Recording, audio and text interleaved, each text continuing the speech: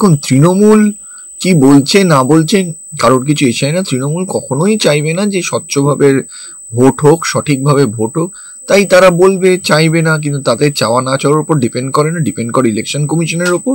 দেখা যাক election commission কতটা সক্ষম যে তারা ভোট যাতে সঠিকভাবে হয় তার জন্য যা ব্যবস্থা কতটা কি নিতে পারে।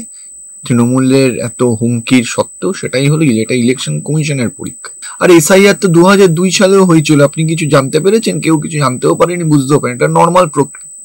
বিষয়টা হলো যে যেটা ইলেকশন কমিশনের দৈনন্দিন কাজ, যেটা প্রত্যেক বছর করা উচিত, সেটা গিয়ে ইলেকশনের কিছুদিন আগে করছে।